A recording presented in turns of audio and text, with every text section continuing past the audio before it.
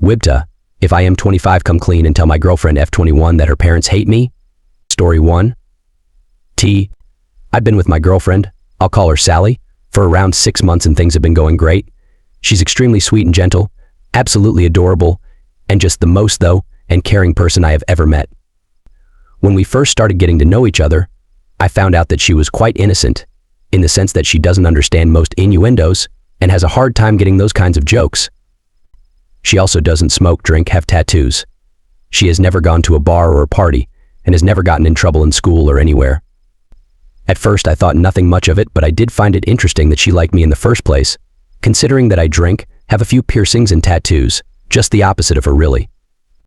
Everything had been going great until I met her parents a few weeks ago. Sally asked me if I wanted to meet them, and I agreed. I was excited to meet them because I figured that if my girlfriend was such a sweet person, then her parents must be like that too since they raised her after. Well, I was wrong because her parents are nothing like her, at least not when she isn't looking. When I first met them, they were really nice to me and were asking me a few questions about myself, but they switched up immediately after dinner when they asked me if I could talk with them in private. They weren't so nice anymore and told me straight to my face that they didn't like me and wanted me to leave their daughter alone. I was so confused, and when I asked them, they said I wasn't a good influence judging from my appearance. Like I said before, I have a few tattoos and piercings. But it's only a few ear piercings on both ears, one tattoo around my neck, one on my right arm, and one on my shoulder, but they couldn't see that one. I told them that I treat their daughter well, and that what I did with my body was for myself and had nothing to do with my influence on their daughter, but they just interrogated me with a bunch of questions like a rice purity test, and it was so overwhelming. They spent a few minutes just berating me on my life choices, and that they want me to stay away from my girlfriend. I told them I wasn't going to do that and asked if there was something I could at least do to prove to them that I had no ill intentions, but they just kept berating me. After a while it got awkward and all three of us just got quiet, and I kid you not, her parents go back inside to where my girlfriend was waiting and start acting sweet again.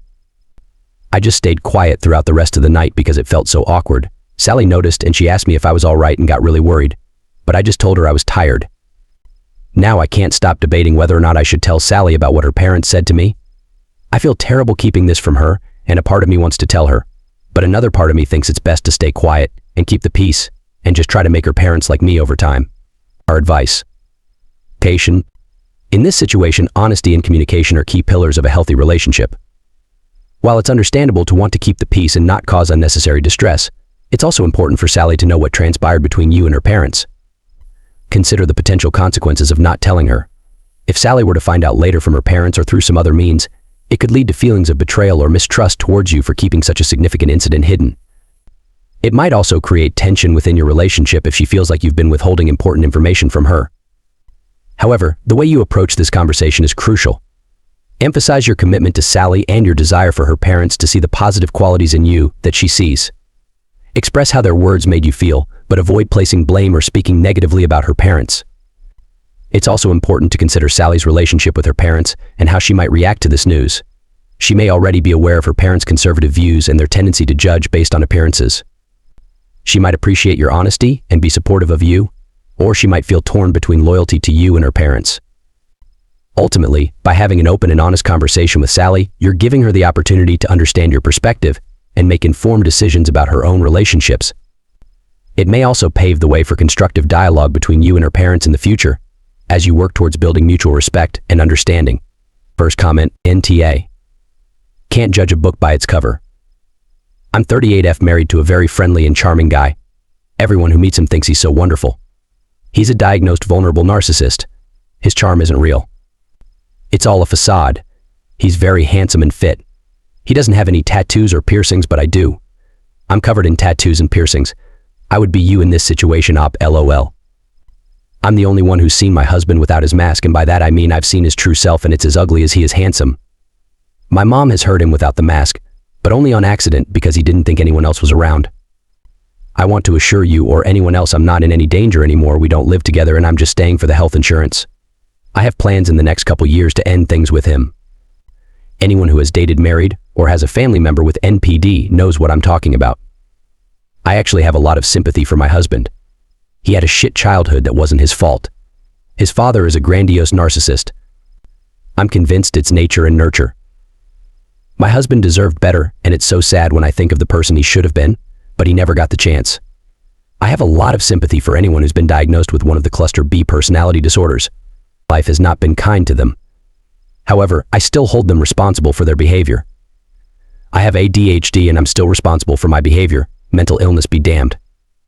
What I'm saying is you can't judge someone by their looks necessarily. My husband's family looks normals, and if you met them out, you would never know what a monster my Phil is. You sound like a lovely guy, and if I had a daughter your age, I would be happy with you saying her. It's not always fair to judge someone by their appearance. I really hope you two continue to date. I believe sooner or later, her parents will come around. Story 2. Ada for refusing to pay for half of my ex-girlfriend's flight that she can't use because we broke up, and now possibly not even mine? My girlfriend f21 and I m25 broke up about 2 weeks ago. It was more her call than mine, but we both knew things weren't going well for a while. So, I was sad but not surprised. We ended things amicably and said we'd still be friends, whatever that means. Anyway, we did the exchange of things in each other's apartment a couple days after the breakup, and then didn't talk again until 2 days ago when she texted me. We had been planning to go on a trip to the Canary Islands this year. The plane tickets were about $800 a piece, and the Airbnb was like $1,600, so we decided I'd just pay for the Airbnb and she'd pay for the flights. The flights were non-refundable and were already past the date that I'd get any meaningful refund from the Airbnb, so I decided I'd just get a friend to split the Airbnb and go anyway. I had been planning on telling my ex that I'd pay her for my ticket so she didn't lose the money, but she texted me about it first. On Friday, she offered to pay me for the Airbnb minus the cost of my plane ticket, because she was still interested in going with a friend. I told her that I was actually planning on going with a friend, and I was going to pay her for my ticket and still go. She said okay, but I actually needed to pay her for my ticket and half of the cost of hers because she can't use it now. Basically, she says that she agreed to buy 2 plane tickets under the understanding that we would both go to on the trip. And I agreed to pay for an Airbnb under the same understanding. But since that's not happening, we should evenly share the lost costs. Since I'm still using the room and my ticket, the only lost cost is her $800 ticket. And we should each bear $400 from that. I told her that I didn't think that's fair at all. First of all, it was her idea to break up. So the reason we aren't going is on her. Second, there's no reason why she can't use her ticket. She should just get an Airbnb and still go with her friend. I even said I'd sit in her friend's seat and let her friend in my seat so they can sit together. Whether or not she uses her ticket is on her, and she bears any cost of that. She said she didn't want to go at the same time as me, and also the good Airbnbs are taken for that time. Anyway, we went back and forth and she even threatened to cancel the tickets, even though she can't get any money back. So I said, you know what? Go ahead, cancel them, get whatever refund you can. I'll just buy my own ticket and not pay you back anything, she said. I'm not going to talk to you if you're being a dick. Let's talk about this later when you can be mature. That's where it is right now. My friends are divided. Most say I should at least pay her for my ticket, which I'm willing to do if she doesn't cancel it. But some say I should pay for half of hers as well. I'm sticking firm that I won't pay for half of her ticket. Ida or Atavis? A? It sounds like a tricky situation. My short advice would be it's fair to pay for your own ticket, but you're not obligated to cover half of your ex's ticket if she chooses not to go.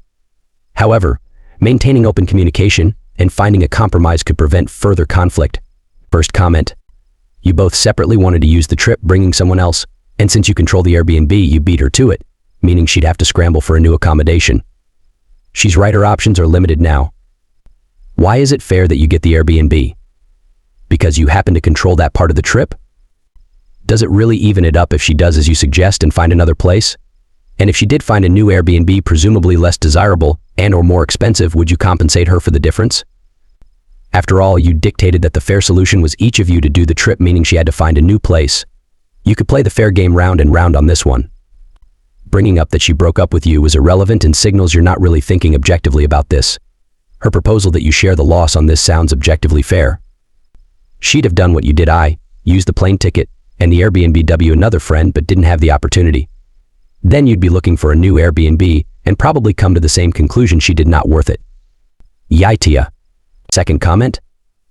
DNTA. The cost of the Airbnb was $1,600. The cost of the flights was $800 each, $1,600 total. If either you or your ex wants to go on the trip, they should be out $800 for their flight plus $1,600 for the accommodations. Your ex wants to just pay you $800 for the accommodations on top of her $800 for her flight, leaving you to eat the entire cost of your flight. That isn't fair. It would be risky, at this point, to allow your ex to stay in the Airbnb booked in your name. If she caused damage, you could be held responsible. Your ex can book her own accommodations at whatever the cost is and use her flight tickets. It's not your problem. And if she won't transfer your ticket to you for which you should pay her, she can eat the cost of that and you can book your own flights. It should be obvious that you aren't going to remain friends.